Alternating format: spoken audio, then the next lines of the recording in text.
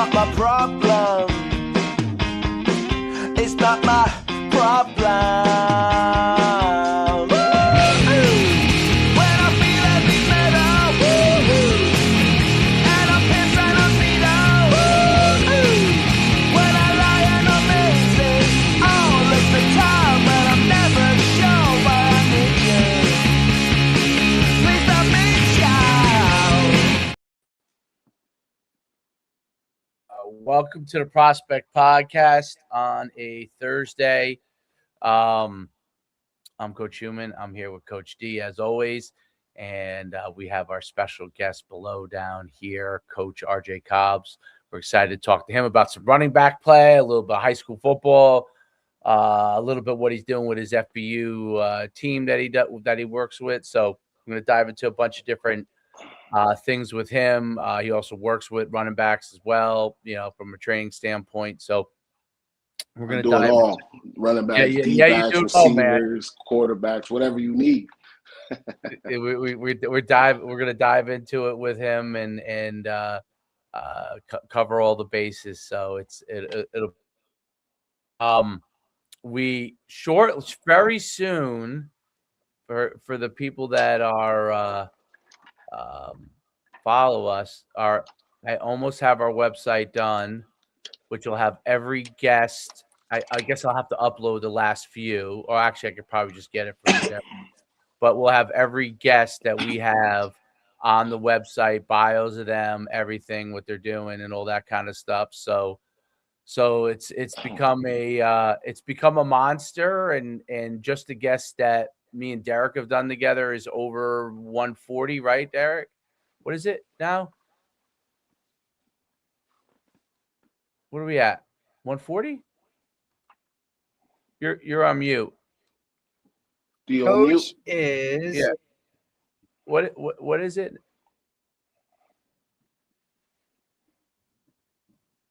StreamYard's doing its thing this morning. Coach Cobbs is number 288. 288. Okay, so what's so cool about it is that I have 140 something of them loaded in. So I'm trying to get it all loaded in. So soon we'll have all the guests up there, and you'll be able to filter, look up a guest, be able to hopefully find the video and then go from there. So it'll be really cool because it just becomes so many people, and it'll make Coach D's job easier when he goes in. Not that he isn't. He's booked up. We're booked up pretty deep, but that way they could just go to the website and check out all the guests and see what all these guys are doing, which is great. So, Coach, it's great to have you on the podcast. We're excited to talk to you, talk some football with you.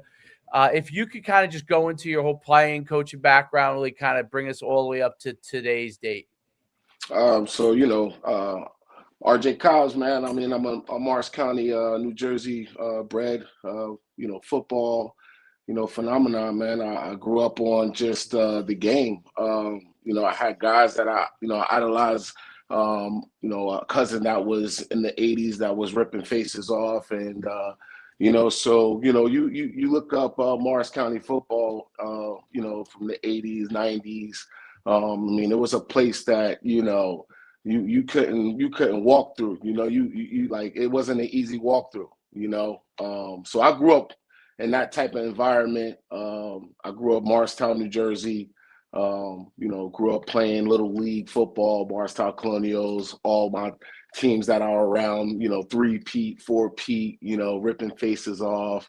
I had a great experience. But I grew up on the borderline of, Parsippany and Morristown. So I had an opportunity to go to the school district in Parsippany. And that's where I started to shift my football career from, as a young athlete to, let's say, going into the high school, going to the high school world, learning how to become more of a professional, obviously chasing my dreams, trying to get into college, because that was always, the goal from, since I was a baby, idolizing, Walter Payton, Sweetness. You got LT. I used to ride my bike over to FDU when I was a kid, to go watch, the Giants practice. So, you can't say like I don't love football. I haven't loved football. I am football. Like football is me. And I'm grateful to have played this game because it's a blessing. Like it's honestly a blessing to play this game. I was blessed with the ability, and with the talent, and obviously the IQ and the brains to take it to the next level. So yeah, like I said, I started there. I left, went to Parsippany Hills High School. Started as a freshman, varsity, and just worked my way up to the top. It was kind of cool because I had the number one player right beside me, my best friend. His name is Johnny Moran. He was the number one wide receiver coming out in 2000. So me and that cat worked out ever since middle school. It was crazy because he came from Newark, I came from Morristown. And at the time, Parsippany Hills, it wasn't it wasn't known for a football place. It was more of a basketball school. So, me and Johnny came in there, and we had a goal to just to turn the school around. And obviously, we had another cat named Brian Roman. He was also a stud too, running back. But we had a outstanding coach. Name was Phil Longo. He's now the Sam Houston University's head coach. Football head coach. So I had the chance to, be coached by him at a very young age. He was obviously a young, aspiring coach that was moving up, and he had a great offense. And, I went in there and I wrecked shop. I kind of just put myself on the map. A lot of people will come in and they'd be like, coming to check out Johnny, and they'd be like, who is this number 3? Who's RJ Cobbs? So, and also I was an all-state basketball player as well. My brother was an all-state basketball player, Eric Cotton. He was a big stud too. And so I just grew up around greatness, just wanted to be great. And, I just kind of propelled and worked on my game. And then, we put Parsippany Hills on the map as far as football. If you go back and you look at it from, 98 to 2001, I mean, I was probably the state's best, touchdowns, interceptions.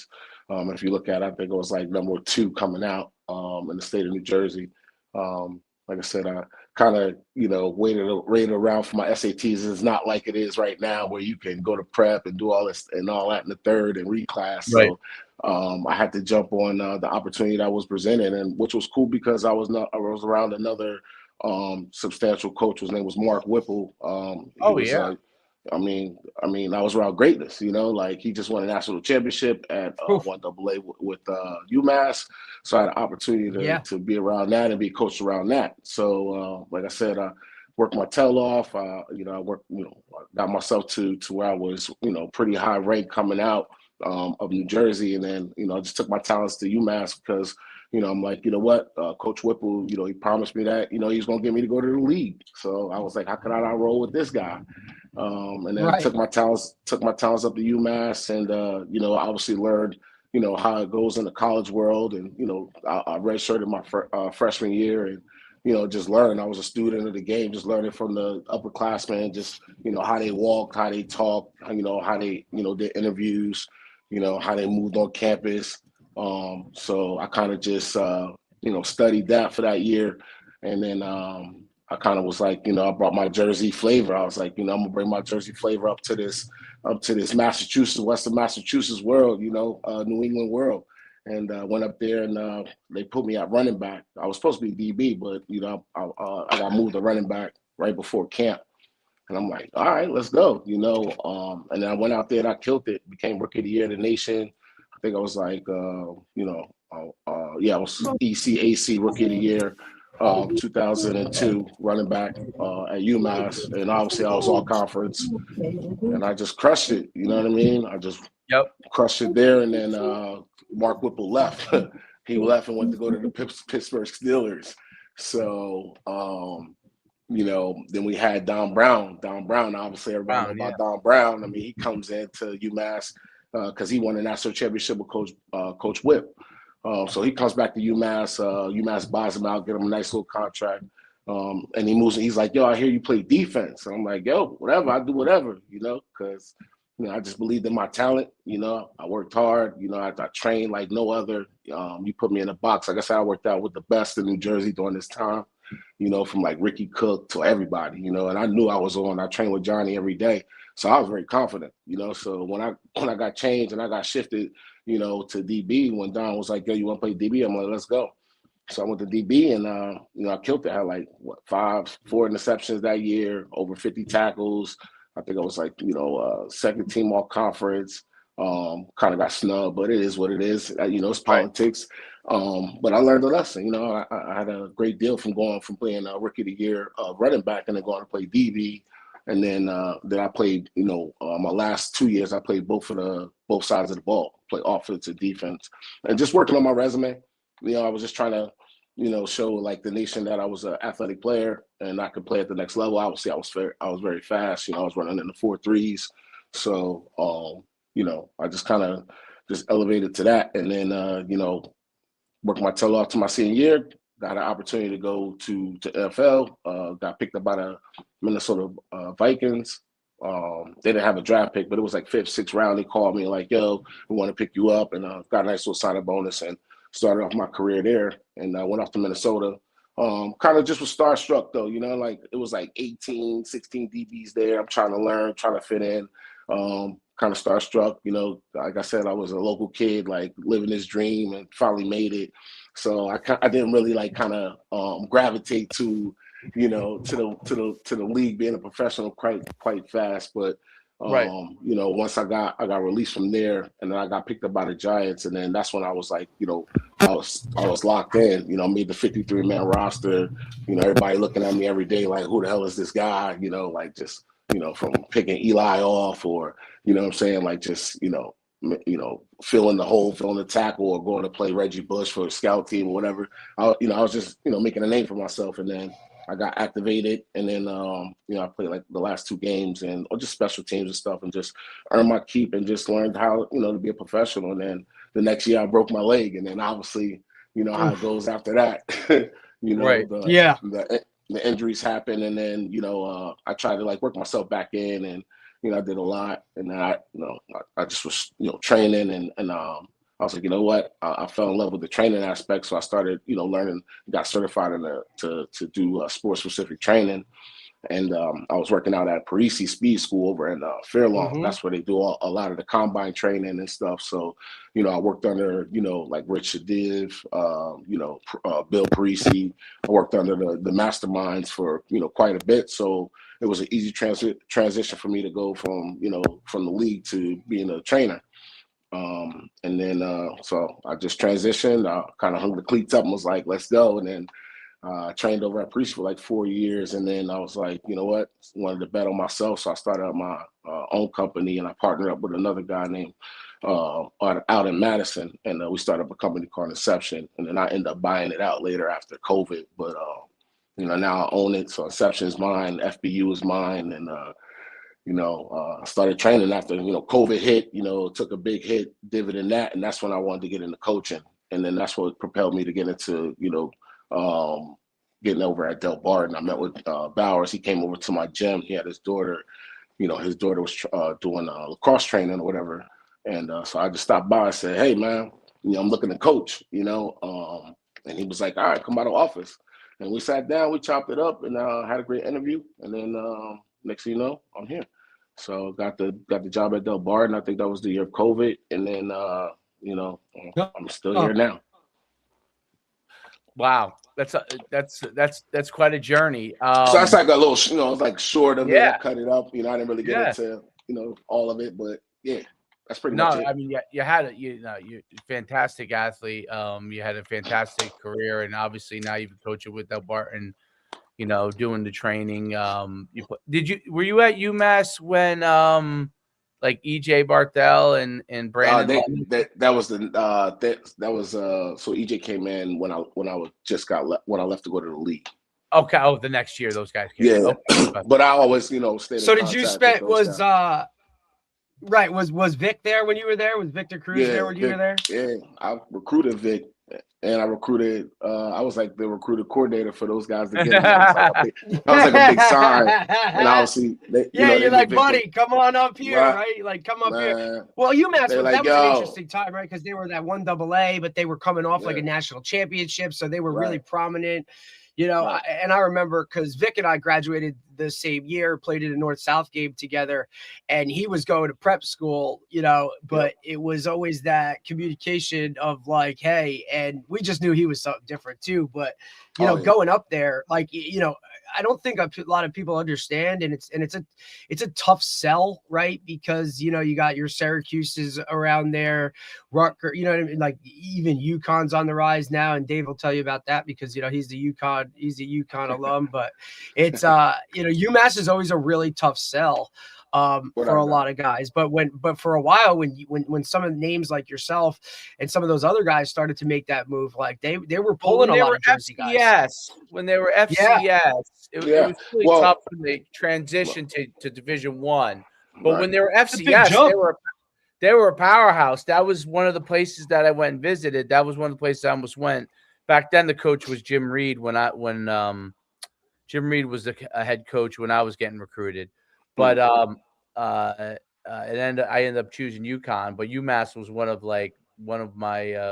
my visits. But yeah, it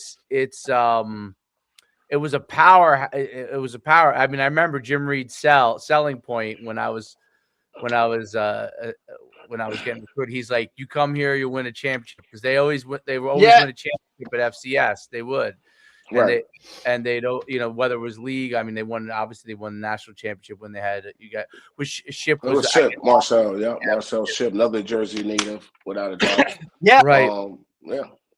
Played the league for a while. Without a doubt, Arizona Cardinals. D1 was what ended up being hard because now they're in the Mid-American. That's always like it was just a tough transition, I think, from just from the coach and the culture. Right. I think they did they brought in a guy that kind of just got away from it, and I think it was kind of like a good void from a minute from like a lot of people from the alumni that was around. I think that was like 2010 to it could have been a little bit later, maybe 2012, before Whip came back his second stint. Yep, I know who you're talking about. And it was a bad vibe. He was like almost like a hipster, right? I remember we brought our team up there for 7-on-7. I think I was at Powell Park. Yeah, that was that time period, Powell Park, and he biked over. He biked over to the. Literally, he was on his. I'm not kidding. He mountain biked over to the 7-on-7, which is field. So not what UMass like that New England Boston that's not really the vibe. You know what I'm saying? It was it just changed, and then Molnar, not Molnar. Right. It was some Molnar. Charlie Molnar. Charlie Molnar. Yeah. Am I right? Is that who it was? Exactly who it was. And it just was, the vibe was just bad, I think, from that standpoint. And then they tried to bring the beat back with Whip, and then Whip came back. But then Whip did another stint in the NFL. Right. And then Don came back. And then, Don. They tried to, get the beat back and going, but it was just, I think it was, the scheduling. And then I think when Don and them wasn't there, they weren't in the conference. So they didn't have nothing to fight for, and then they got back into the MAC. So it was just a roller coaster of not knowing, not having a direction. Like when we played and when they were in the Atlantic 10, and the Atlantic 10 was like the powerhouse of FCS. You had Delaware, Joe Flacco. You had a bunch of guys, man, that came out of there. What's the name? Cooper from Maine. He was a linebacker. He ended up playing with the Chargers for quite a bit. Stephen Cooper. There was a bunch of guys, you know what I mean? And then it just started to go. Like you started to see UMass bringing in Victor Cruz, Brandon London. They had Steve Baylor. We had Liam Cohen. We had Liam Cohen. Right. We had guys. And which is wild. The culture was all about just championship and just everybody just calling one another out. And another thing, we had a good little plug from guys from St. Thomas Aquarius. We had a bunch of guys that came up from Florida that came up and rep shop. And did some amazing things too. We had a good pipeline from Florida, so I just feel like I think the coach there now, he's going to recruit well. He's a New England guy. Obviously, he coached at Rutgers, so he knows the area here. So I think he's going to do a good job trying to bring the Who's the beat new back. coach here? His Simiak. Simiak, Oh. from Rutgers, the Okay. defensive coordinator. So I think he's gonna do a good job, man. Like this year was kind of like I played against him in college. First year. Oh, you did? Yeah. Wow. He went to Springfield. He was a back at Springfield. Yeah. So and I went to Montclair. So we played each other for 2 years. I mean, wow. Yeah, to watch those guys rise like that and do those types of things, like you got to be a different type of cat, especially knowing that gig. You know what I'm saying? Like kind of how you're going to factor into it and whatnot. Right. And again, like you talked about it before we even got up. Like the college football has changed, dude. Like the game has changed, and it's a lot more of just a lot of different things that go into it, right? And you see the rise of some of the schools around there, right? Like you got Fran Brown at Syracuse, you got new guy at UConn, right? Greg is still at is at Rutgers, right? And it's like where do you pull from, like New England football, or you know what I mean? Like where are you going to make your mark, right? We've seen the rise of some of like those quote 1AA programs like Maine, New Hampshire, Rhode Island. Like what are you going to do? You know what I mean? Where guys going to go, how they going to play. UMass is kind of like just they're there. So we'll see. Football is, like you said, it's a different game. I mean, because it's a dope school. I mean, like honestly, it's a great school academically. Obviously, it has historical history. Like from Dr. J. Obviously Bill Cott. Like it has so much rich history up there. Like it's a great school. Like I'll forever UMass is always going to be dearly in my heart. You know what I mean? Like definitely, it was a great place for me. No doubt about it.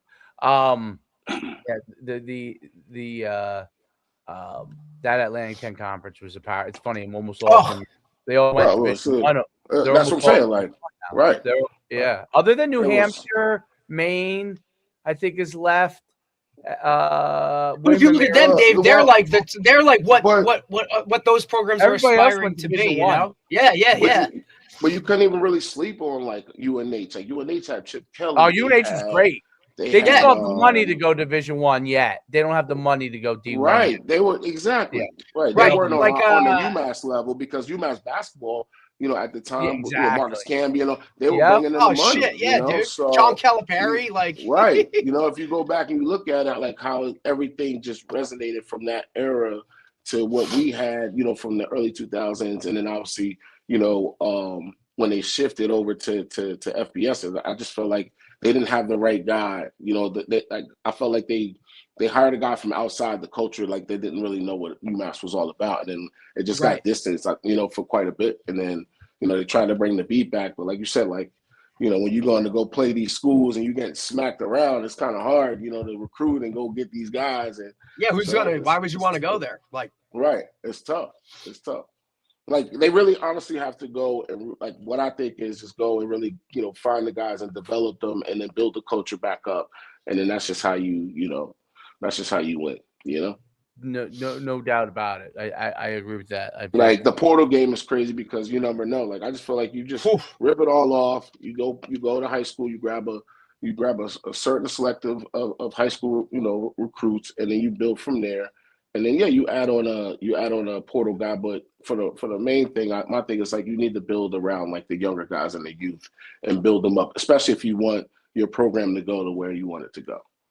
Yeah, well, it's a tricky deal from in college recruiting because it really the high school side is getting pushed aside because it's easier to go get older, more experienced players, and if these guys are relying on turnarounds, if they're going to get fired if they don't win, that's the bigger part of the problem. So it's like if they don't have security, then it's gonna create a situation where they're just completely now only what they could do as much as here and now. There was a few exceptions, but for the most part, that's what's going on, at least at the highest level. and Right. probably a lot of FCS. Like I feel like even like I Definitely. mean, it's starting to get there without a doubt. the And the teams that are in FCS the level. It's all gonna championship trickle are down. high. Yeah. Hmm? The teams that are championship, other than even the Dakota schools, they have a decent amount of transfers now, which they Yep. really never did before. But No, they they have a just lot. kind of stayed in their lane geographically as to like, But that's we'll what take guys from here. right. Now it's, Right. Yeah. I mean, that's the That- one But thing too, Dave, right? That's changed so much is recruiting now is on such a national level. It's not Yeah. geographical anymore where, hey, right. I mean, look, you're like the fact that the Big Ten Conference has Oregon and USC in it in itself is right. Like it's a national base now where you don't just recruit the Northeast. You don't just recruit Texas. Like you don't just recruit Florida. Like it's guys expand all over the place because there's national teams across the board when it comes to the big conferences. It's just, and then with NIL and transfer portal, like very few It's guys tough. are staying where they start, Right. irregardless of what the situation is. It's just really kind of the nature of the beast right now. I mean, look, we've discussed it, over and over again about, how NIL and the transfer portal and all that stuff has been affecting high school athletes, on that level now, where if you're not the 5-star slam dunk guy, like you better aim for FCS to start, and then you can go up if you do that well. You know what I mean? Like the whole Right. thing has flipped itself on its head in terms of the approach to it. And parents don't want to hear it, but it's the reality of kind of what it is. I mean, look, you deal with high school athletes and parents on the regular. I mean, look, even your FBU stuff. Like, I'm sure those parents are, hey, when's my scholarships come? Or, it's just, that world in itself is wild. It's really where the game has come, Yeah, without a doubt. I mean, the game has definitely shifted and changed, but at the end of the day, Ball is ball. I tell her that right. That's why I said the ball is the ball. Whatever regardless if you're an elite athlete and you're on that level, like, and you're playing at that high level, like, you still gonna have to play ball. I don't care how you look at it. No doubt about it. It's absolutely. Talk about when you got into what made you get into coaching. What was kind of the genesis of that for you? What kind of started that part of it for you in your career? Well, I mean, obviously, I always had love and passion for the game, and then, obviously, when I got hurt, I was in a depressing state for a bit, and then, I just kind of needed to, take a break from it, and so I got away from it, and I kind of still stayed involved, and stayed around it because I still was training people, so I still was, still involved in coaching, but I just wasn't in as far as like in the rooms just doing the X's and O's and do all the analytics and things like that. But so I think, just right after, I think COVID hit, the gyms had closed down. I'm trying to figure out where to go. And then I just kind of had a window to kind of just sit down and figure out what the next move was going to be. And then it just opened up. The door just kind of opened up. Like I said, I always had the passion for the game, and I always wanted to coach. I just didn't want to jump into it right away, which I kind of like kick myself in the butt right now because I wish I did, but because I had opportunities to like do my grad assistant and things like that early, but I kind of just I was just going through my own thing and then trying to figure out, and then once I just saw the light, I just said, all right, this is it, and I just jumped on it, and now I'm not looking back. Like obviously I'm trying to elevate to becoming my own, head or, coordinator, within the future, like I said, I learned a great deal, being over at Delbarton for the past, 6-7 years. And, obviously my name is ringing bells. Obviously I'm in the communities. I'm doing, pretty well. Obviously you see what I'm doing, bringing in guys as far as from the recruiting standpoint, bringing in people, guys to Delbarton that probably didn't even think of Delbarton, didn't even know about Delbarton. You know what I'm saying? Right. So, just and that in itself is a really tough sell, because right. the school itself, I mean? yes, Right. it speaks for itself, but when it comes to actual, the football aspect of it, right? Like they're kind of looked at, I don't want to say second tier because it's no by no means are they, but in the when you talk about, you know, the big North and the bigs within the private school world, you know, Delbarton has always been looked at kind of lesser of those because of the academic standards, because of, you know, whatever it was when it came to, oh, they can't play with the Bergens or the Boscos or the, you know, or the Joes of the world because, you know, they're not recruiting the same type of guy. They're recruiting more of an academic kid and all of that kind of stuff. How do you guys deter that, RJ, when it comes to that aspect of it? Like, you know, because look, Coach Bowers has been there forever. Obviously, being a Morris County guy, like I've always had the utmost respect for the way he handles his program on and off. The school itself speaks for itself academically. I mean, probably one of the best campuses in the state. Like you go on that thing, it's just, you're just like unbelievable. Look, obviously they've invested in it, right? Like a couple of years ago, they invest in, you know, a $23 million athletic facility, you know, in an end zone, you know, like it's just a great I can brag about Delbarton all the time because I just, I love this. I think it's just an amazing place for young men. But how do you battle when a guy comes in and says, well, you know, Joe's wants me to come and Bosco wants me to come. And, you know, Bergen said I could go here. Like, how do you fight that? Right. When it comes to say, well, you should probably be at like Delbarton's the spot for you. Right. Well, I mean, obviously you just look at the character of the kid, you know, does he check the box? Like, you know, is he thriving academically to reach, you know, to reach a level where he's trying to get to, you know, as far as from an academic standpoint. And obviously, you know, athletically, you know, they check the box. Are they fast? You know, can they change direction? Can they jump? Can they catch? You know, are they a playmaker? Can they tackle? You know, how good are their hips? Things like that. You know, can they get off the ball? You know, are they good at blocking?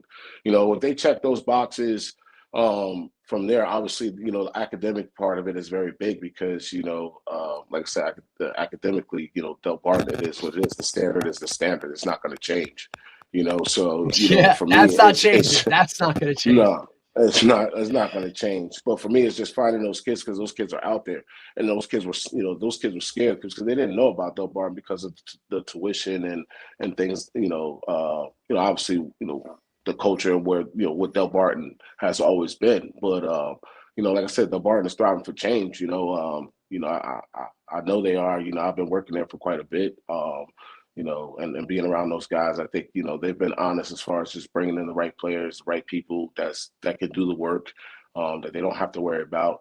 So, you know, for me, it's just, you know, looking for that right kid that, you know, has a good background of family and good structure. And obviously, you know, checks the boxes from, you know, the athletic standpoint is you know, that's a no-brainer. But for me, it's just, you know, seeing if that kid is a good kid, is he willing to do the work, is he thriving to, you know, to really, you know, achieve his goals academically, what he wants to be. I mean, obviously the fine arts too. We have a great theater program. You know, we have, you know, one of the best. I mean, there's so many things that Delbarton offers, you know, as far as from their, you know, activities, you know, the after school activities from their clubs, you know, their internships. It just gets those kids prepared and ready for the next stage of life. So, you know, those are kids I look for, you know, and obviously, you know, it's just me putting my hands around them and just, you know, and coaching them up and coaching them hard and pushing them to reach their goals on the football field. And like I said, some of these kids come in, they want to be the best. They're like, oh, I want to go D1. All right, cool. Here we go. You know, here goes this, you know, this beautiful facility that's open 24/7 with 10, you know, to 15 coaches that are there to help you train. And, you know, then you have your study hall, you have your teachers there willing to help you, you know, reach these problems that you're having trouble solving. You know, just everything, man. Just like once you're there, man, that place is just, you know, they're just pumping excellence, man, just pumping it. So I just look for a kid that want to be excellent.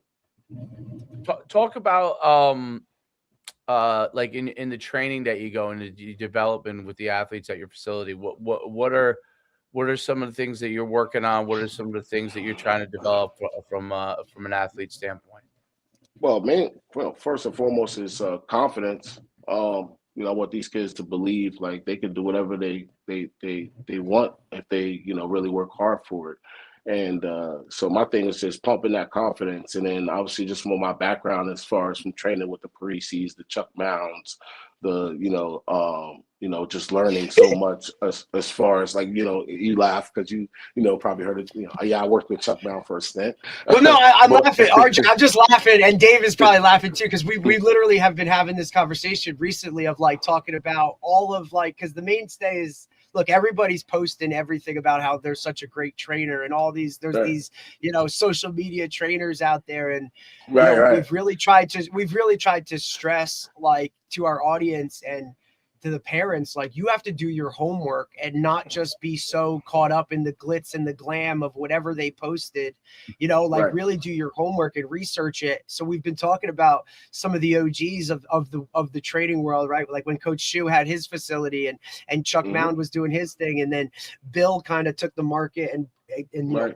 it just went where he went with it. But those were the names you talked about, whether it was a Joe DeFranco or whatever, and there wasn't many of them, and you had to, like, they were certified, like you knew you were getting really good training, and now it's really hard to kind of decipher that, because you throw a rock and there's 10 speed guys, there's a million strength guys, there's this guy is the receiver guy, and we've had so many on, you know. Obviously they're vetted when it comes to us, because we make sure we do the research, but it's to just see that world and that market.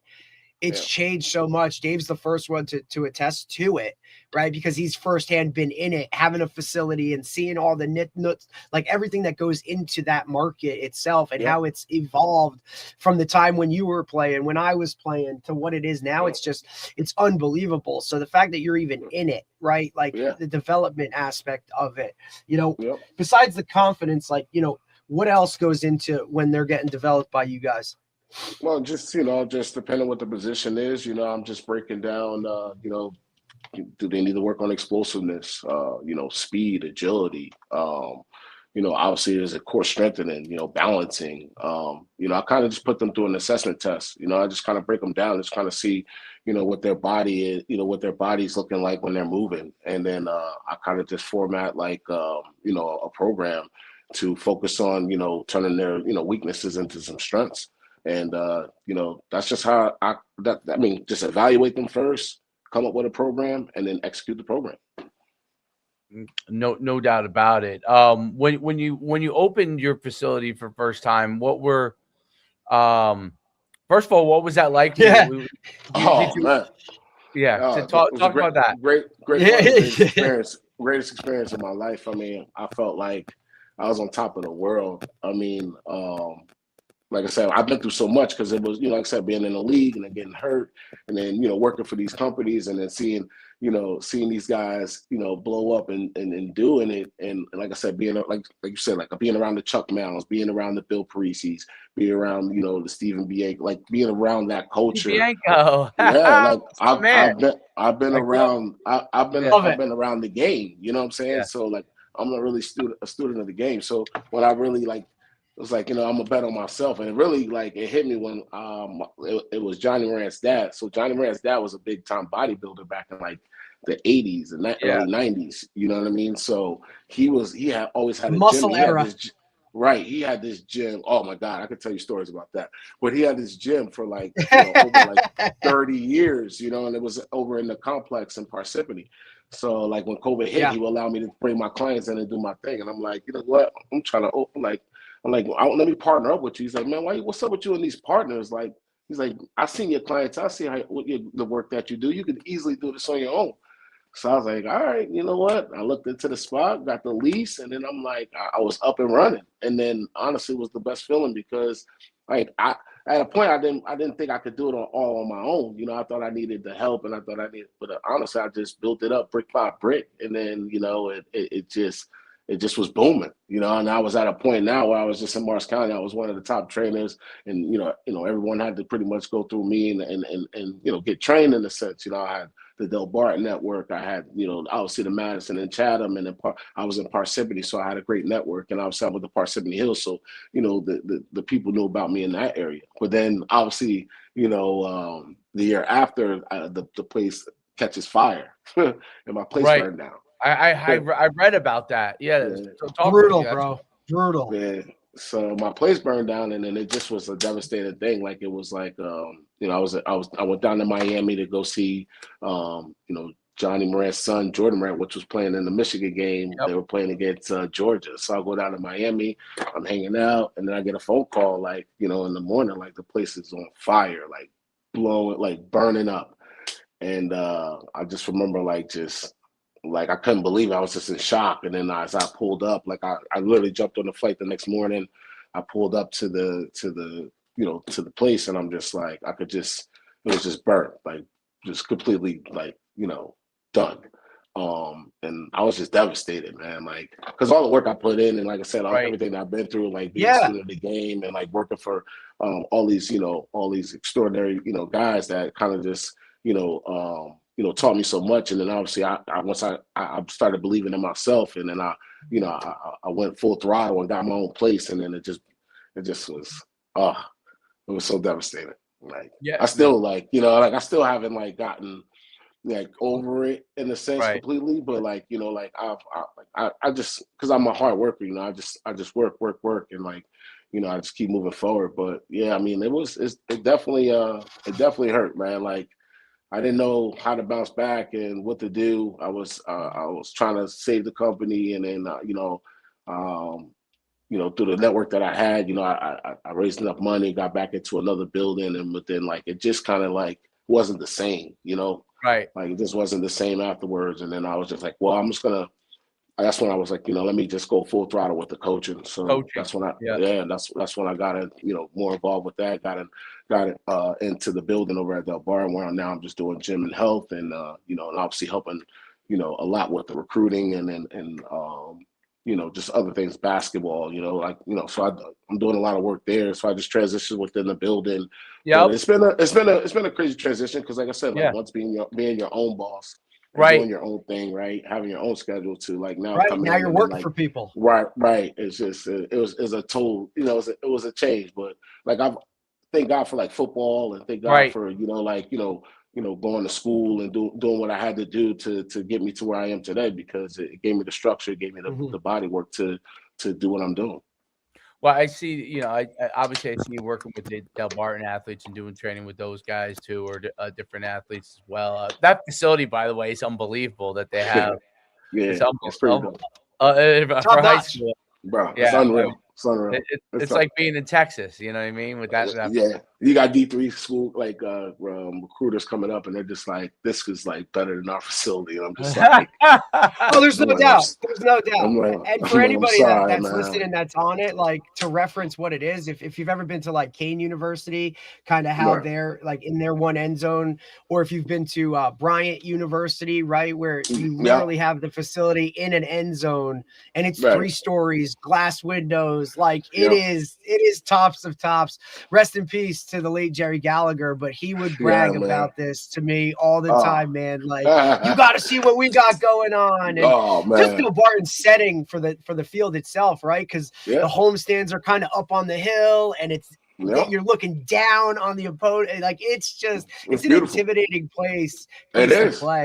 And look, look, like the wind, and it's like dusting through. Oh yeah, it's there. Tough. Yep. Just driving on campus, man. Like, you're going through statues, and like you're going up the hill, and you're seeing all these colonial like buildings. You feel like, you know, you're in one of these prep schools up in New England, right? Like, where you know, kids are still living there and on campus and whatnot. It's a really phenomenal facility, which, you know, can pull some people and parents and kids when they get on campus and they see all the things. Not to mention that Delbarton has one of the great alumni connections when it comes to the networking for everything. You know, once you graduate from that place, you know, as a guy, you know, as a Green Wave, like, you can call some of these high level people, and producing athletes across the board in multiple sports. Like, there's always someone going somewhere, or who's in the league, and all sports there are so good. We just watched a wrestling team upset the number 2 team in the country. Like, you know, like unreal. Yeah, that was It's unreal. the atmosphere itself is The always atmosphere. just it's something that's so different, right? It's just Yeah. something that's so different. So you're very fortunate to be in a great spot, and to have that network, man, and to pull No, some without of a those doubt. kids. You know, there's no doubt.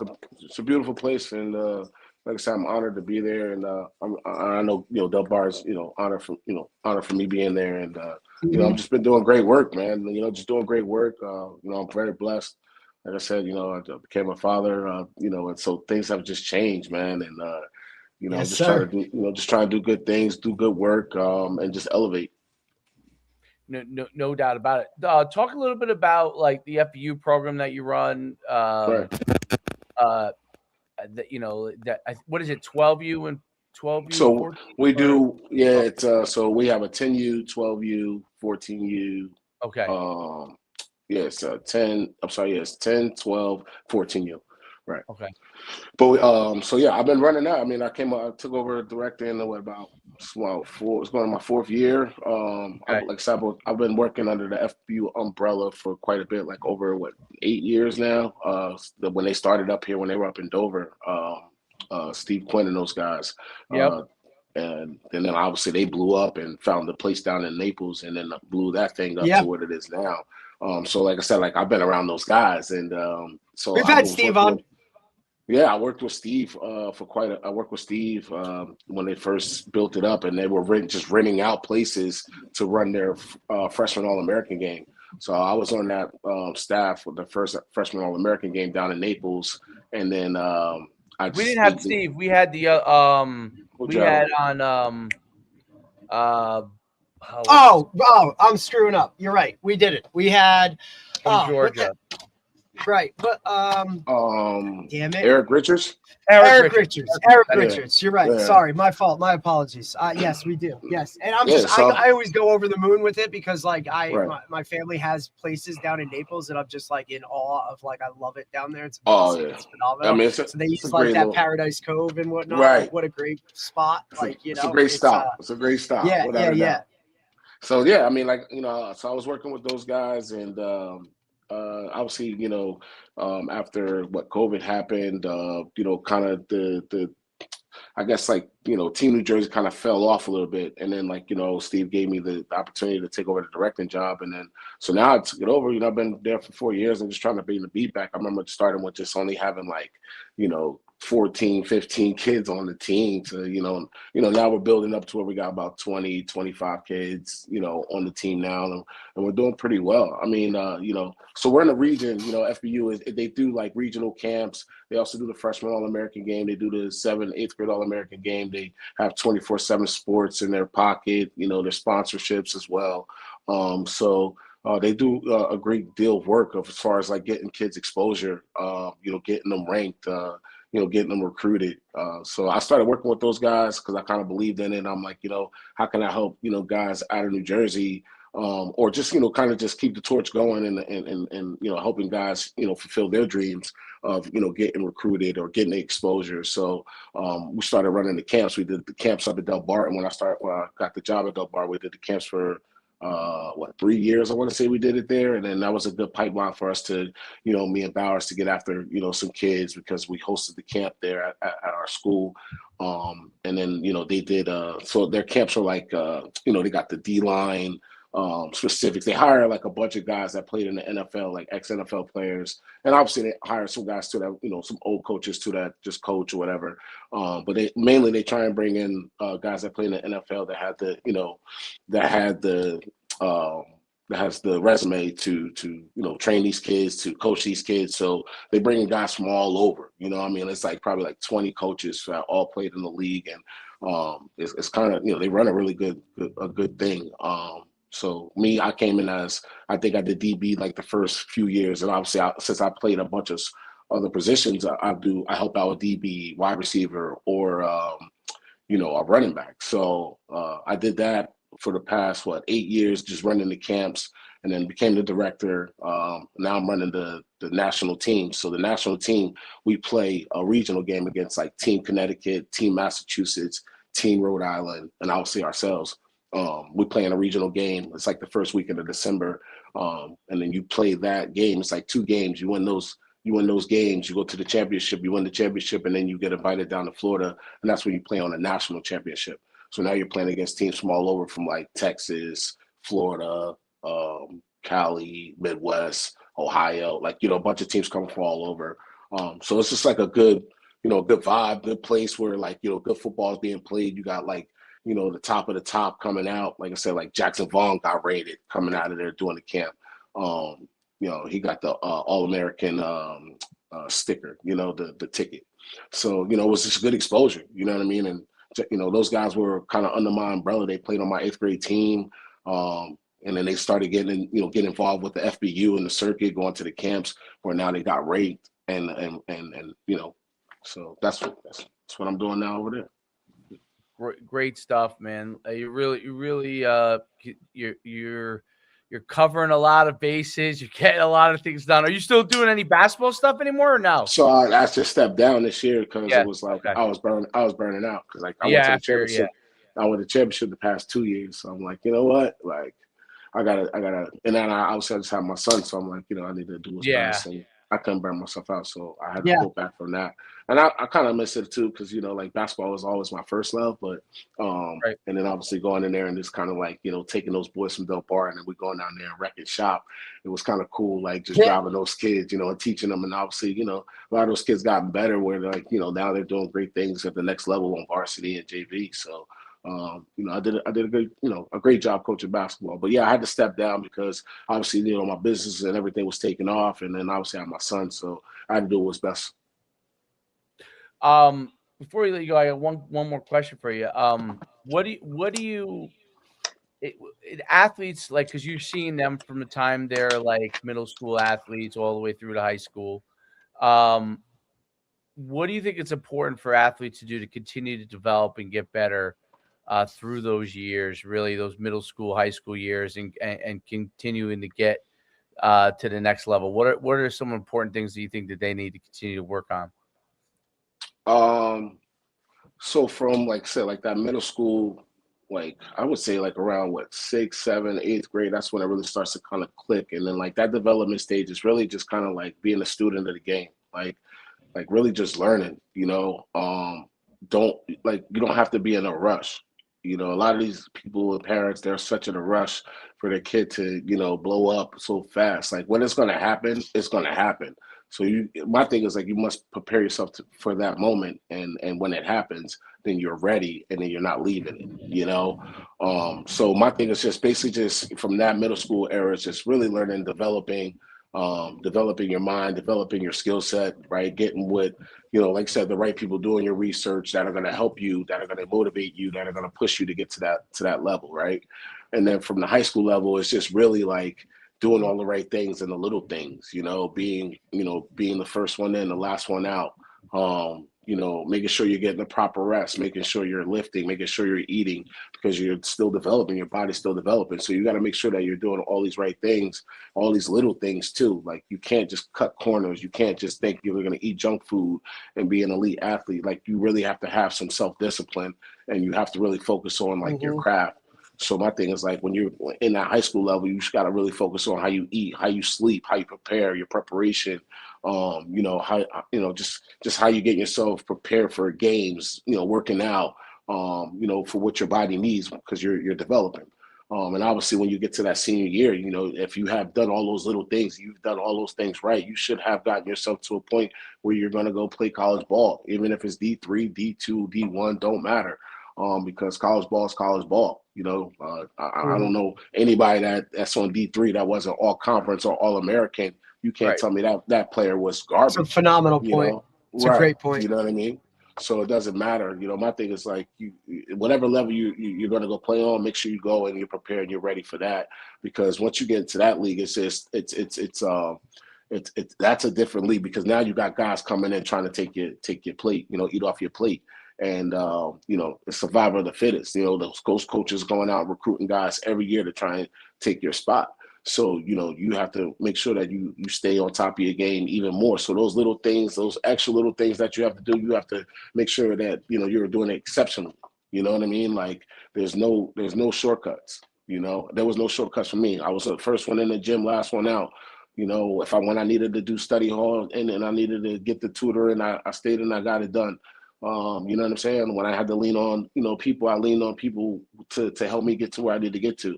It's about the networking, right? Being a good person, having a good soul, having a good heart, and just having the faith. You know what I mean? You have those things, man. Ain't nobody stopping you. No doubt about it. It's great stuff. I'm glad we got a UMass grad on here. Go you. I love it. Yeah. Look at it. Go you. I love it. It's good. It's good to have it's funny, Dave, right? Because as like for well, that was like our big rivalry when I played, because UConn. By the time you got to UMass, UConn was probably already Division I. Yeah, because they had transitioned my. But I played in that conference you played in. UConn was FCS when I was there. My senior year, that those freshmen were the first group that ended up being FBS. But yeah, that was one of our big rivals. I remember those stories. Like, even in the basketball too. Like, just the rivalry. Yeah, hoops was big. Yeah, hell yeah. It was called. Dave, it was called.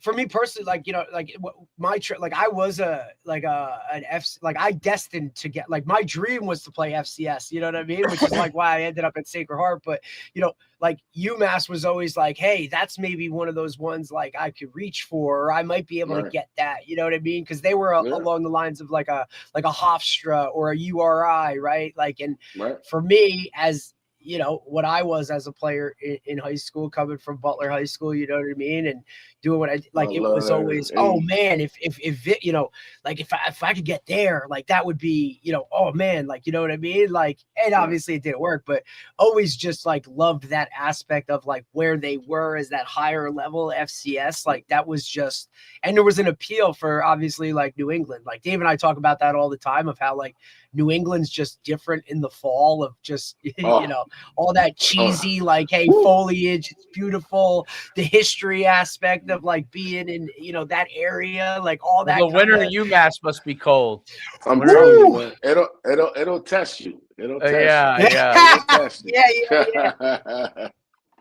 But man, like I said, it was a great rival. Like I heard nothing but great stories about that drive from up 91 to down to Hartford, So I've always heard about it, and I've always wanted to play Connecticut, and it's crazy that they lined them back up when I left. So it was like, oh man, But we used to always go to the basketball games. I think we popped you guys. And you guys were like, you guys had had like Okafor and all those guys. Y'all had a team. I think I had Gordon too. Ben Gordon. Yeah, with Ben Gordon, we beat you guys. Like we were trash, but like we beat. That was like. Well, I'll tell you what. Obviously, like John Calipari took UMass to different levels, right? And then when he kind of bounced, he was like, all right, well, what's the appeal? And you get it though, right? Like, because you look at it, even football-wise. Right? They like built Whipple makes the jump to the NFL. They built everything. The New Mullins Center, all the athletic center. It was unreal. So it was like walking up to that, like I was going to say from high school coming. I'm like, oh, they really about to go D1, and they were selling. They were selling it hard to us. Like, for you, right, RJ? Because you said you were a hooper, right? Yeah. Like you said, you were a hooper as well. So you kind of had that appeal of like, hey, if I go to UMass, like I'm still going to get to be around higher level basketball, Right. And I tried out for the team and I made it. But I got a phone call from Whip because he was he's like, buddy. They had big plans, so they're like, he's like, yo, who pays your tuition here? Yeah, we do. I'm like, oh, all right. I guess I can't play basketball. You're like, okay. So, you're like, we're good. We're good. Right. I was like, I don't want no problems. Like, I wanted to be on the. Like I said, I was trying to do the little things right. So that was one of those. Hey, that was one of those. Like, hey, your guy. Right. I kind of snuck out. Tried out for our team. Yeah. Right. I snuck out, went to go do it, and they got the call like, yo, Cobbs, we want him. Like, and then they're like, no, we need him. No. You know what they did at UConn? When a player was done with his career, if he was like legit, we had a couple guys that played on our football team that were were really, really good hoopers, and they would go play they would play. You know, they were playing mop up time, but if they could Right. make the team, they let them go and play that last semester. So we had like 3 or 4 guys that Cool. went and played. It's funny how the whole like nowadays where like guys like go and play like. You'll see like a basketball. I think it was a guy who was at Duke, went and played football 1 year at Syracuse or whatever. Mhm. And Oh yeah. Greg Paulus, the quarterback. Oh so yeah. we had 1 year. I don't remember which year it was when I was there, but I feel like it was my junior year. But Brian Fair, who was like a star basketball player for UConn, was done with his eligibility, and he came out for. Because he played with like Donyell Marshall and Donnie Marshall, all those guys. And then he came out for football in spring ball, and he was going to go and maybe do a grad transfer, like not grad, a grad season with us in football. But he played in spring ball, and I would see him because I was running all those showcases, and I would see him when we go out to Arizona. I would talk to him, but I always forgot to ask him. I was like, how come you never came back in the but I guess he just decided that was it. Like, Right. So he played football in the spring, and maybe he went and played in Europe. You know, I mean, maybe he didn't have like maybe he ended up signing a contract in Europe or something. Right. That's probably what happened. But he was gonna play football. He played football spring ball, and then he was a sick athlete, though. I'll tell you this. Like he was. Wow. He was sick, but he just like there's a lot of like football players that could have played basketball for sure, without a doubt. Buddy, I'll tell you, when I was at Sacred Heart, my freshman year there, you know, the year that I was there, we had a guy that was from the state of Washington. He played wideout for us, but he was there on a D1 basketball scholarship because Sacred Heart was Division I NEC, right? And he was there, like but it was like he did both. And I'm like, buddy, like, you know, obviously that's why you're here from Washington, because this is one of the only schools that probably would allow him to do that. Exactly. Yeah. And I'll never forget it. They're like, oh yeah, that's, you know, Joey plays both. I'm like, wait, what? He does what? Like, I'm just struggling here to like, you know, like get on kickoff, and this dude's playing both. Like, okay. Yeah, different world. And we talk about the multi-sport athlete all the time, buddy. You know what I mean? Like, to push guys to do more. And I think it's big.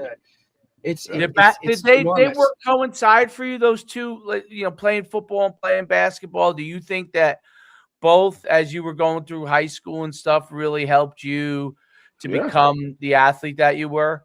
Without a doubt. I mean, because, you know, like at that time, like I was playing basketball at a high level, but I was around like substantial, you know, people. Like I was around Al Harrington. I played on the AAU team with him. Dante I was going to Jones. ask you about the AAU stuff. Like, I'm sure you did that. You know, but like that was like an elite. Like you had to go. And it was the only team in New Jersey that, like, you know, that was like besides, you know, Tim Thomas players and those guys, but like they were like, that's when, like, you know, but it was that team, the Roadrunners, was like an elite. And Roadrunners were great. Yeah, I remember. Yeah, unreal program. And like I said, like that was my freshman year. And then, like I said, after my freshman, that's when it clicked. So, you know, like I played that AAU year, that spring year, that year, going to my freshman year. Then I was like, man, I was light, so I started working out. I didn't do as much. I only did like springtime AAU, and then like when the summer came, I didn't do the summer circuit because I wanted to like showcase my skills in football that year. And that was my sophomore year. It was like my come out party, and then I blew up. And so when I blew up in football, I started getting more bigger letters in football than I was getting in basketball. So it was more enticing, you know, to like push more towards the football than it was during the basketball. But like, yeah, it definitely helped me because it was like, all right, I had options. You know, it was like, all right, well, you know, football showcase didn't work out or something happened, I could have leaned back and maybe got, you know, swung basketball. But, you know, yeah, I think like just playing two sports and being a lead at it and obviously training and doing those things to be good at it, it helped me on football, you know, just as well as football, you know, helped me for basketball, you know. So no doubt. All right, Derek. It gave me the toughness, you know. Derek, I'm asking you a quick quiz question, see if you know the answer to this. All right. I know RJ does because he just mentioned him. So do you know what college Al Harrington played basketball at? I know. If we talking Al Harrington, who played for like the Indiana Pacers? Yeah. Is that him? That's what we're talking about. The same what one. college did he play at? I do What not. college? I don't know what college. I know Tim Thomas played for Villanova. Georgetown. Right. He was Georgetown guy. That's post Allen Iverson. He's post Morning in them. He's like that was. They were still great. They weren't quite as good as they were, but that was Who's that? right after Iverson, I think. Right? That's what was Al Harrington, right? But no, Al Harrington. Was he with Iverson? He went to the league. No, I'm saying he didn't play college. I thought he played at Georgetown. Al Harrington. No, sir. No, sir. We both wrong. Nah, he went straight. I'll tell you quick, which is crazy. That's interesting. I thought he played at Georgetown. Nah, I'm a freshman, right? I make the team, right? Their national team of pro runners, and I'm sitting there on the bench. St. Patrick's, right? You played for 25th overall pick in the 1998. And that's NBA amazing. draft. I wish I knew that. Yeah, that's why I was like, maybe Tyler might know. I didn't know. So I'm sitting there. I'm like, yo, what college you gonna go to? Because he was the number one player coming out of high school. McDonald's All-American. I'm like, yo, what high school? I mean, what college you gonna go to? He looked at me like, I'm going to the league. I'm like, damn. Okay. At 18 years of age, selected by the Indiana Pacers, 25th overall, 98 NBA draft, man. Right, blew my mind. Well, and he was in the league for 12 years, I want to say. Oh man, what did he 16 seasons in the NBA, and then he also went over and he played in China. So he soaked it all up. You know what I'm saying? But and I think he has a nice little company that he's doing now that too. Was but remember that there was that era of where everybody went to the league for like a lot of guys in high school jumped into the right. I remember I think he was the last. Or I think he was the last. LeBron was the last. We did we always did a basketball camp in West Milford, right? Mm-hmm. And Tim Thomas came to visit, right? It's when he was at Patterson Catholic. And it was like he was the first superstar individual I had ever been like within arm's distance of, right? And I just remember him playing like, hey, I'm going to go to Villanova. And he was only there one and done, right? Like that was, he was rookie of the year, I can remember them having like these conversations, like, as a young kid hearing the side conversation of like, hey, you going to go to college or are you going to the league? You know what I mean? That's and it was like a him. And I'm like, wait a minute, as in like the NBA with like Michael Jordan, like that's this guy could saying. like this guy's like in high school. And that was when that was like when St. Patrick's was like, that was when they were kind of giving a run with St. Anthony's. St. Anthony's. Yep.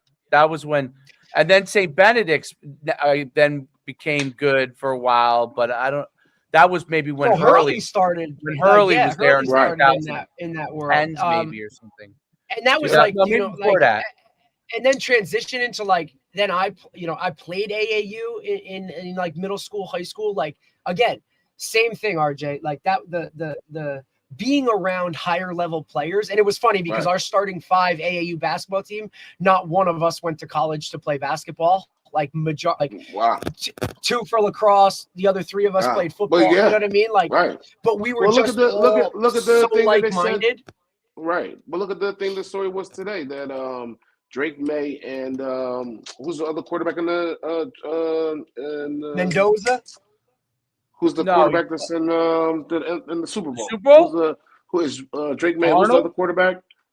Darnold. Darnold. Yeah. They just pulled up 2 links of like those guys playing like high school basketball, and they were like nasty. Yeah, I knew Drake. I knew that Sam Darnold was good. Drake May was nasty.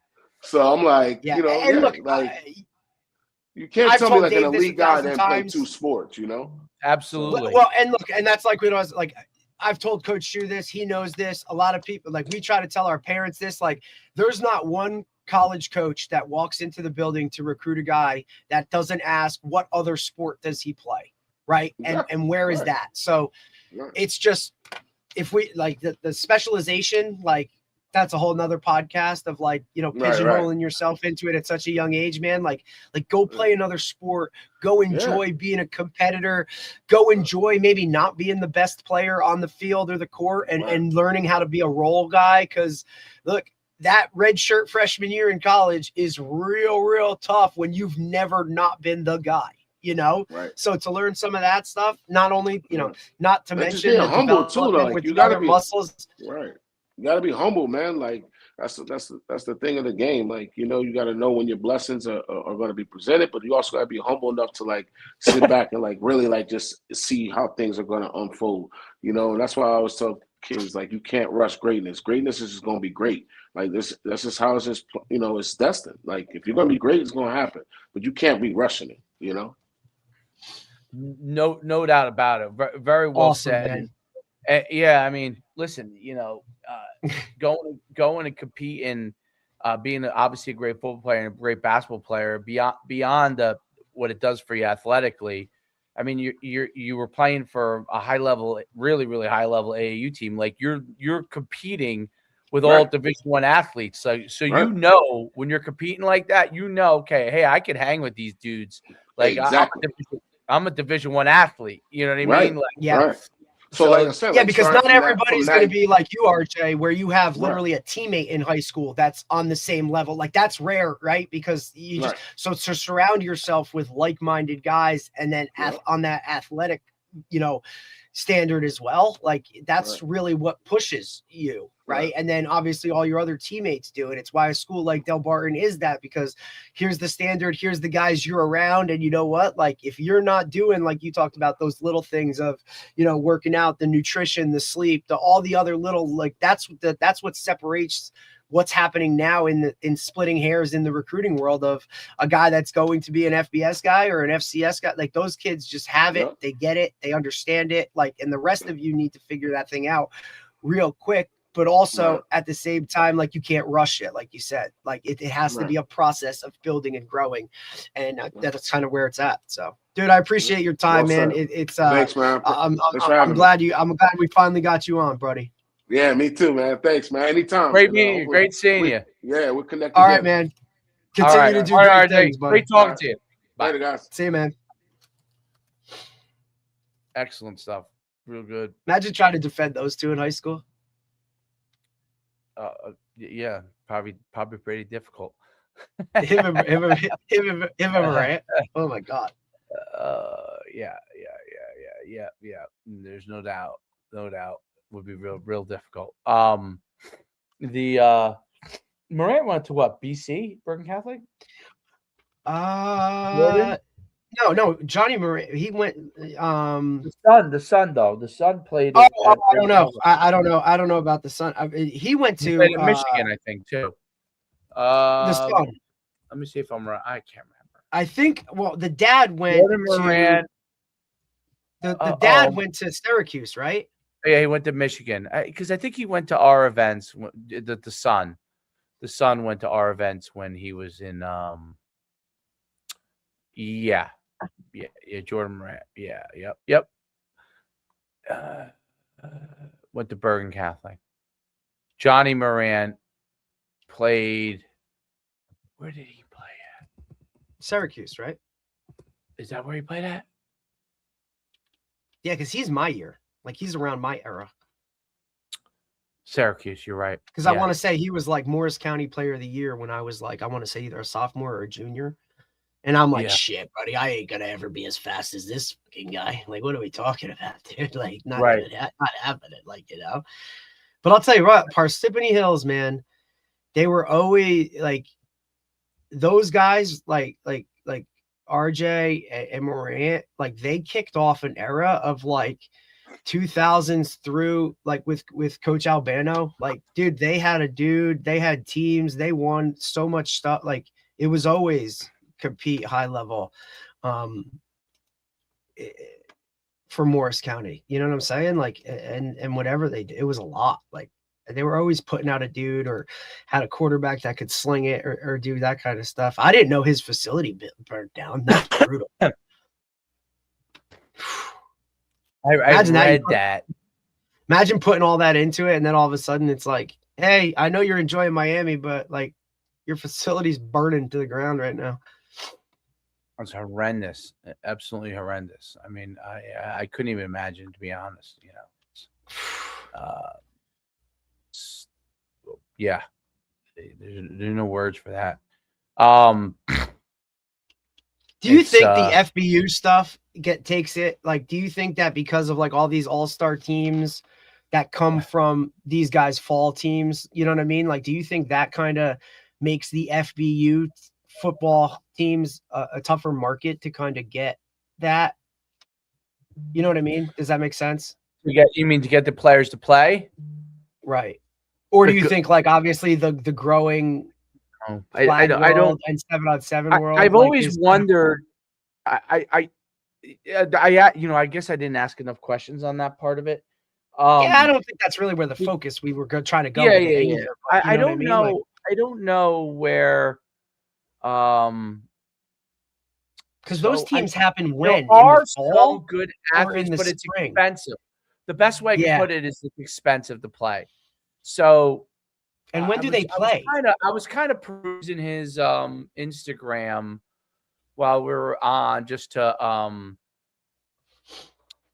get a feel for what it was, because but like being down when I was in North Jersey, I would hear about it more than I do hear about it down here, because I agree. AYF I agree. So I think it's more of a North and Jersey they have thing. Their own AYF is all-star. huge. That's what I mean. Right. Like that's what I guess that's why I asked that. Right? Was rather like so if you have like here's I guess how you would put it. Right? Like if you have the option to go play on the 14U FBU team, or you're playing on your AYF All-Star team, like which way do you go? Probably AYF All-Star because the familiarity with those guys. The Shore kids definitely play in the AYF. 100%. Yeah, they definitely do. I think because up north there's not that AYF affiliate, like those guys, most of those teams aren't AYF affiliation, you know what I'm saying? I think, okay, well, they see like, well, we don't have an all-star team, I'll go play FBU. That's really the only option, I guess. I think it works good for Delbarton in a sense with RJ doing that, because the kind of kid that's going to pay to go to that. Yeah, like I think Cole did that. Probably going to be a better candidate for Delbarton. So it kind of all works. It's in sync from that standpoint.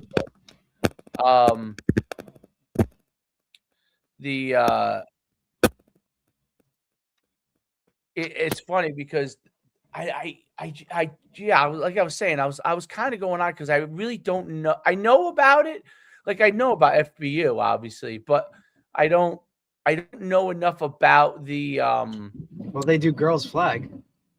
Though they've added everything now, so they've added everything. 7 tournaments. I see 7-on-7 My tournaments on the website. website. They added everything is because the other stuff probably. Let's look at the Dave Schumann Genesis, right? I was running bazillion camps. That world changed. FBU kept doubling down. They're still successful in the camp world, but that world changed as well for them. Probably not getting as many people. Maybe the national one, the last one they do, but all the regional ones are probably not getting as many. 7-on-7 tournaments. Oh, they're running flag tournament. They're going after the whole shebang. But like, there's nothing that's like the 7-on-7 tournaments. It's Orlando, Dallas, Charlotte, Nashville, Vegas, Indianapolis, Baltimore, Jacksonville, Tampa. Like, and it's 10U, 12U, 14U.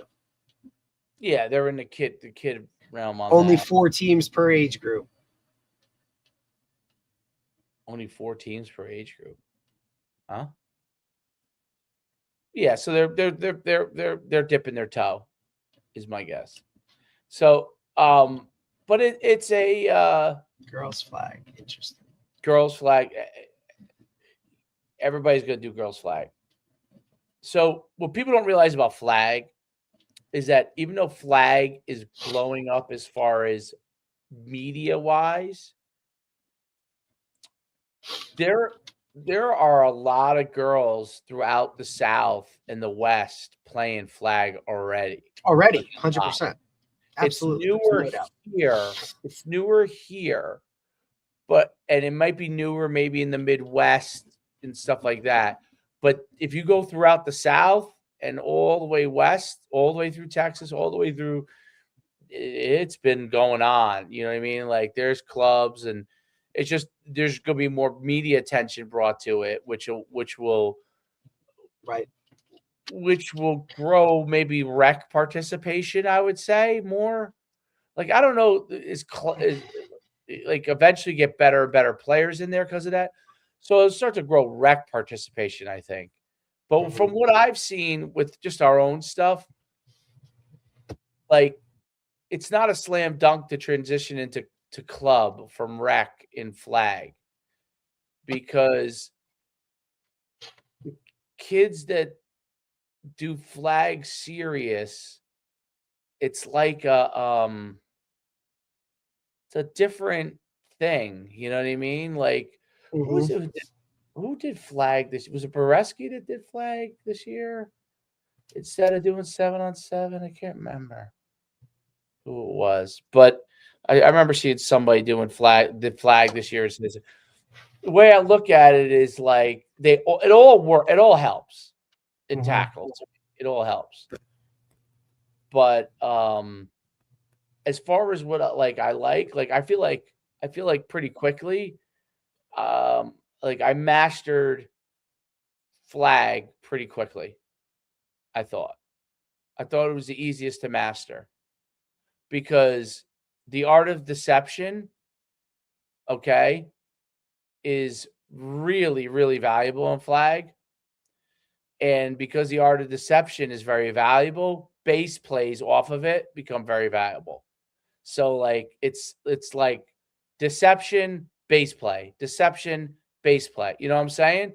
It's that kind of a game, like where you're already doing it with girls. You seeing it, and your rules are a little limiting in some of the stuff, so you can't maybe do so. But as you'll see, like I thought, like very quickly, and look, you're playing. You were telling me how you play your coverages. Like once you could do stuff like that, Derek, like 90% of teams will not be able to handle it, because it's not like football coaches. People can say whatever they want. Tackle football coaches are the most polished football coaches there are. When you go tackle to anything else, it's easy. I there's no other way for me to put it. Like 7-on-7 to me is a joke easy. Okay, it's like there's concepts in it that quarterbacks have to learn, receivers have to learn, DBs they need to understand at coverage wise. But as far as conceptually, it's. I mean, I don't know if you agree, but I really like. It's like figuring out where the athletes are, figuring out are you going to get space or not, and figuring out how to rub people off. Like that's what 7-on-7 is. And then does it, from a tackle standpoint, does it fit within your program, those plays? Because you should try to run plays that you run within your program that might fit. Right. But flag to me, that like it's a different game too. But like when you put linemen into when the more people there are on the field, the harder the game is. No doubt. It's that simple. It comes down to a spacing aspect thing, man. Right. Like there's only so much room on the field. Why does regular rugby, not score as much? There's 15 players on the field at the same time. Correct. And there's very limiting rules within rugby I that agree. make it very difficult to score. Well, I think that aspect adds to it too, right? Which is, the rule aspect, right? Like, which is obviously something in our girls' flag world that we're trying to perfect moving into when it will be an official sport is, the North and the South are going to align more on the rules, right? In terms of, just that aspect of it, so that now next year when it becomes quote real, we're all on the same page. And we've been, it just makes it easier for everybody. All the coaches understand it. All the referees understand it. Like that's a big aspect too, where, you're doing certain things or putting certain parameters on things that limits what you can do and how you kind of teach it. And then obviously that in itself goes into this schematic type of thing as well, right? Like if I'm allowed to do this, then I can do this offensively, or if I can do this defensively, like I'm going to play it like this, right? Like, so that stuff adds to it that I think it's important. But that could change it. Like that changes it for how it is, 100%. And the kind of way I look at like the base skill sets within the world of football, I would put like the base level, like rugby space skill sets are right at the bottom, and you need to have very raw basic skill sets to be really good at rugby. Okay. And athleticism is at a premium on the wide part of the game. In the middle is power and explosiveness is a big part of it, right? And then you have the guy who's the command person who really he's kind of in the middle, but like leads the whole group. And then you get the football, which is really the most expansive skill set wise. Like it gets a little wider skill set wise. The fundamentals, I would say probably like they're more specialized than rugby is. Rugby's very base, like tackling, their version of blocking, right? And then physicality, like those skills are really base level skills, which is why people are like, well, why, at first I was a resistant guy to like rugby stuff, tackling stuff. And I was like, but then when it was explained to me, it's like, who has to tackle the most in the game?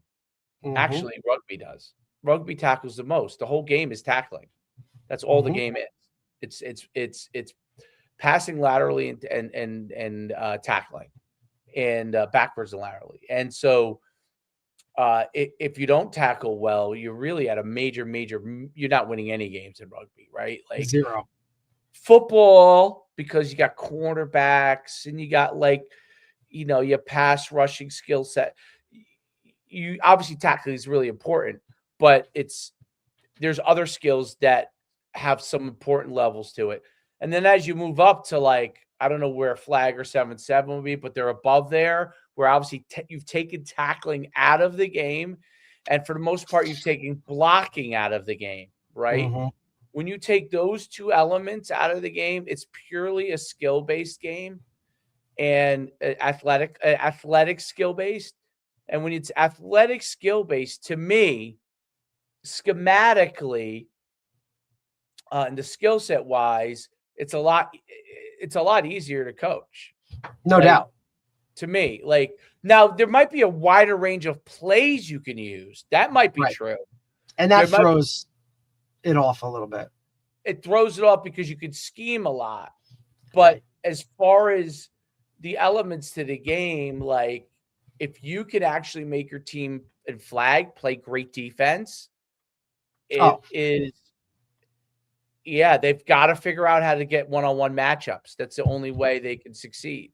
Because if you play great defense, you're pulling flags or they're not getting 7-on-7 is slightly different in that playing great defense does not necessarily give you the ability to win, because one-on-one matchups become a big deal. Correct. And even more so. So if I were to go up the scale of it, 7-7 might be at the top from a pure skill standpoint, because you're taking out all kinds of elements that are that are involved in the other games. Like flag is a little more diversified. I think they're all different sports than tackle, to be honest. So rugby's a different sport than tackle. Tackle is obviously different from 7-on-7 flag.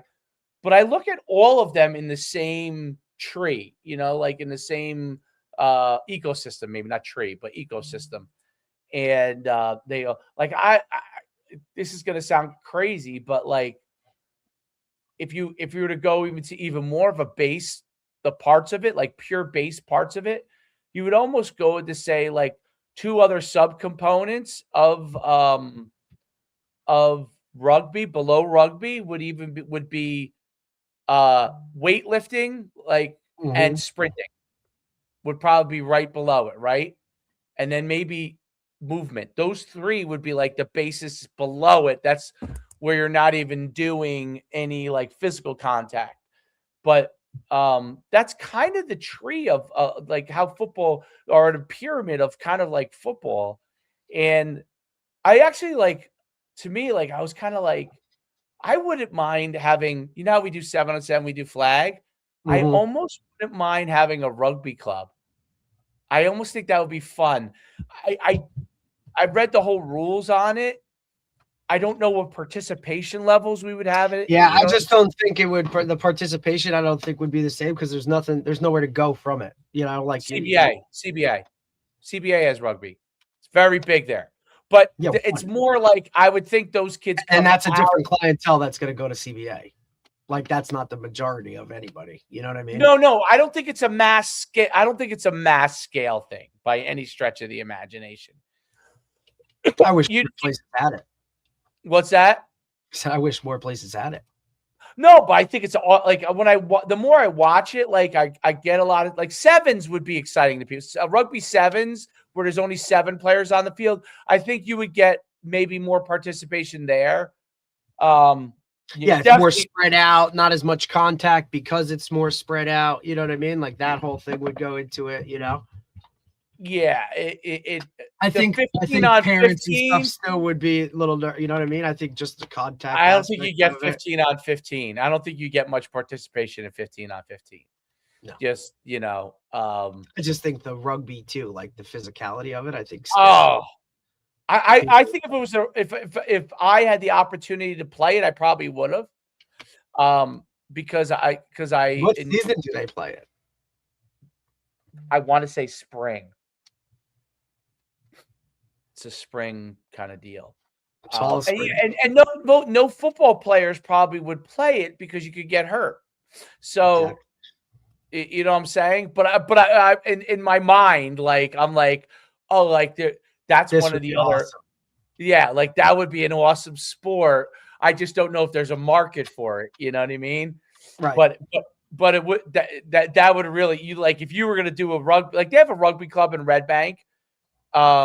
It's right on the water there, and it's literally the Red Bank rugby. I think I don't know what they call it, but the football club or something. But it's a rugby club, and there's a big cricket culture around here. Probably maybe is it because of England and Indians both probably Indian. I would say Indian. I mean, hell, they use Sportica at night and dial it up.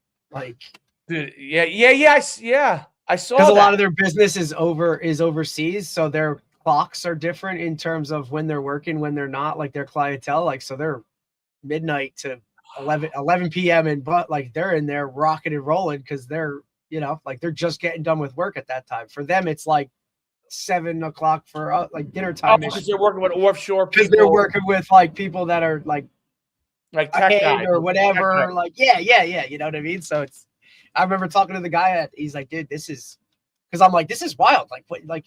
Oh, is that when we came in? Remember we had that 7-on-7 there. Then they were like, I'm like, wait, we're waiting for these guys to finish up. He's like, oh yeah, dude, we're not bumping this. Like this is a staple. Like this is, and there was dudes all over. I'm like, holy shit, okay. Like it's cool. It's funny. It's like different sports. It's wild. Oh yeah. As a sports, as someone who loves sports, playing sports, like there's so many sports that I would have loved to learn and play. You know, that just to play it, just to actually play it, and see what it's like. I mean, that's just I don't know if many people are like how we were, like we were like I don't care what it was. Like I loved handball. Handball was phenomenal. I always wanted to do lacrosse, dude. Like forever. Look, lacrosse would be. I mean, I listen. It took me forever to convince my son to just try it. Like I was like, dude, I'm telling you, you'll play it, and you know what? You'll be out there running around. You can, it'll be fun. It's funny because like I get a conversation. He goes, I just don't want to wear equipment, right? And I said, wait a minute. You're like the sport you love the most. You wear the most, buddy. Like Yeah, but he doesn't view it that way. I don't know why. Like, He's just kind of used to it, I guess. I guess he's used to it. I guess he just sees it and just goes, "Yeah, that makes sense to in his mind." But yeah, like it's the reason why he likes basketball. Like he doesn't have to put Yeah, equipment shorts and a t-shirt, bro. on. And he likes and he likes baseball for that reason. Like it's just a glove. Same Like, thing. It's just a glove. just a glove. Like he's like, I gotta remember a stick. I gotta remember my helmet. I gotta remember my shoulder pads. I'm like, it's awesome. You're like, dude. buddy, it all goes on what? Like you literally get to hold it all on one thing. Like you literally have to hold the stick with all of your equipment on it. Like football, dude, we're walking with this, we're that, we got this bag, we got that. Like it's like, it's funny. But how kids look at things. he's doing it. He's doing it every like until obviously eventually when you go to high school and you can't do it. But I have him in that CBA summer league. Yeah, And which is a good one for him. Oh yeah, listen, I love it. I love it. I from an athlete standpoint, I love it because people are fucking people up. Like I think it's great. Like dudes are getting. The first time Nicole was there, she comes over and she goes, She's like, "Whoa!" She's like, "You didn't tell me that it was like Physical. more physical than football." I'm like, it's not more physical than football. It looks like it is. It looks worse because the hits are more. They get hit and they're like lifted up in the air. Yeah, and you're using a stick, like, and you're using a stick. But she's like, she walks over to me. She's like, you didn't tell me. I'm hey, buddy. Oh yeah. You're like, oh yeah. You're like, but go watch Girls, and it's Girls is not different. supposed to be that way, but it ends up being that way. It's a little chippy, but they don't hit like they're not lighting you up coming down the lane or like in front of the crease or any of that kind of shit. Like, no, not happening, dude. No, it was great when like we were standing there on the back end of it there, and one of the kids he goes to school with, like that's like his sport. And he's a really good athlete, a smaller guy. And a kid from the other team comes in the area and he just lights him up. And the kid's like feet were off the ground, you know. And Nicole's standing right there. And I saw her face and she looked over at me. And I was like, great job, Luke. I'm like, great job, Luke. And she's like, what? I'm like, yeah. I'm like, so. But once Troy realized you could do that, then he was all in. Oh, it was great. It was so fun. And he gets in the penalty box, and the guy who put him in the penalty box is one of the guys who does like a lot of our flag leagues, like his kids do. And his daughter's in our class. And he comes over to me. I didn't realize he was the official, was the referee. And he comes over because he played lacrosse, I think, at Rutgers. And he comes over to me and he goes, did you see how to put Troy in the penalty box? He was like whacking someone with a stick. I'm like, nah, I said, I didn't realize you were a referee. He's like, I love it. He's like, I love this stuff. He's like, I coached it up until like 2 years ago, but just with kids, I can't coach it anymore. But I was like, wow, yeah. I mean, I just love all those, you know. I just love when I go into Wombo's facility the few times I've been there, and I literally watch the hockey players play. Like I love watching it. Like I just love watching them skate and I don't know, just different games are interesting to me. Like the rules and what you can do, what you can't do, all that stuff. You know, there's only a few that I really just dislike, which I won't say on this podcast, just in case people get alienated by it. We don't want to do that. No, but some of them I've actually coached. I've coached it when I was younger, but I just don't like it. I just cannot mentally get myself there on some sports. But the world loves it, so that's the we'll take it. No doubt about it. But anyway, are we back tomorrow? Man. Tomorrow, yes, tomorrow, 10 a.m. with Dustin Martin, who is he's an athletic director. He's a high school football coach. He has a podcast, the At Coach Speak Pod, and he's also the creator of Vital Tackling and from Rock Hill, South Carolina. So he'll be on tomorrow to talk all those worlds and whichever way we want to take it. So I look forward to talking with him because he wears a lot of different hats down in South Carolina. So Fantastic. All right, we'll see you all tomorrow. mañana. Mañana.